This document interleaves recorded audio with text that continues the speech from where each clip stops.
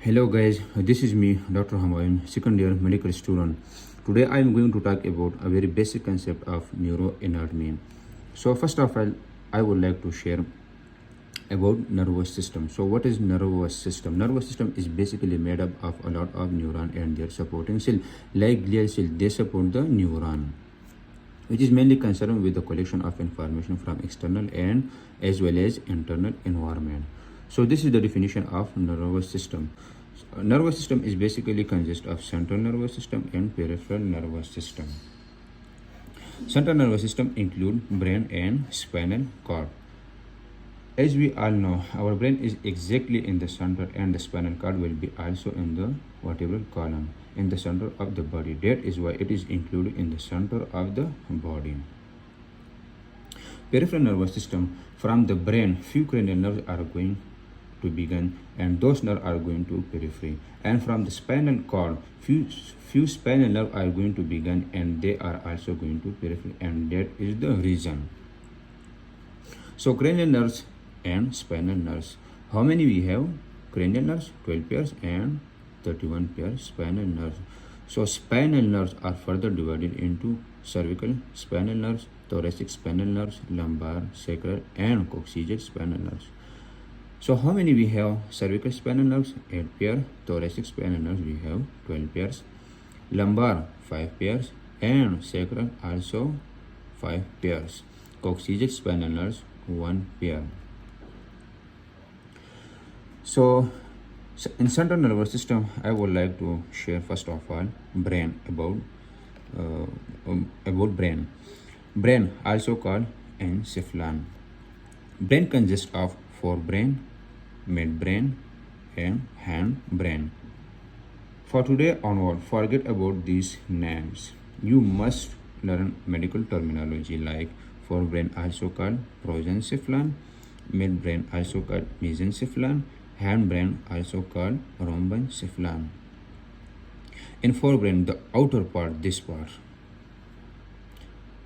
is called cerebrum.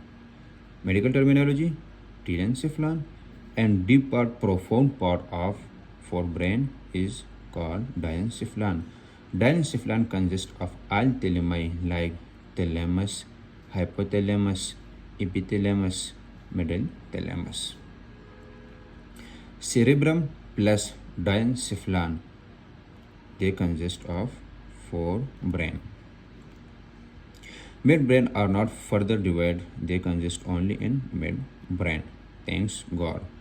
Hindbrain consists of cerebellum, pons and medulla oblongata. Cerebellum plus pons, also called mesencephalon, medulla oblongata, also called myelencephalon, and the last one is spinal cord. So this is all about the sagittal section of central nervous system. Now onward, I would like to talk about coronal section of central nervous system. So this is the coronal section of central nervous system. Two hemisphere of cerebrum, 1, 2, and diencephalon, midbrain, pons, medulla oblongata, and spinal cord.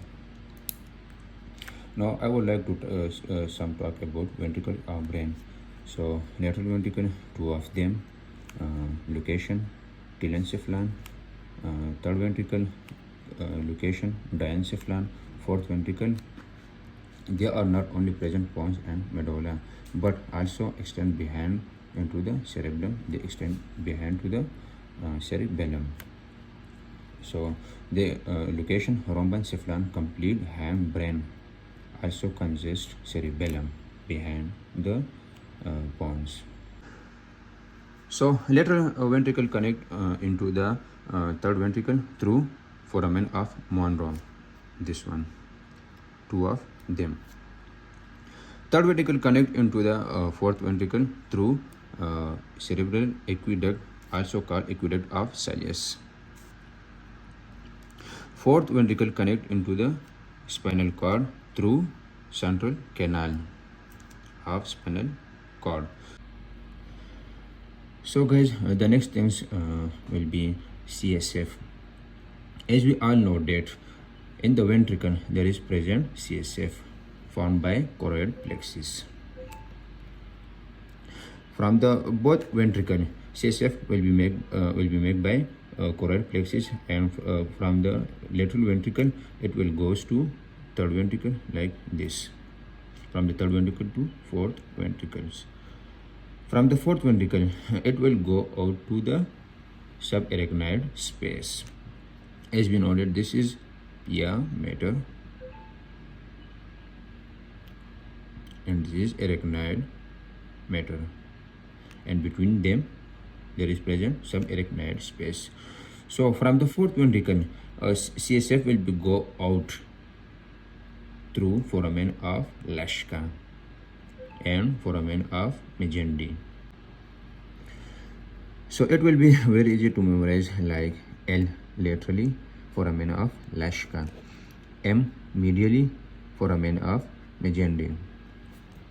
From the fourth ventricle, all CSF will go out and going to outside the brain and spinal cord. So it will be move like this.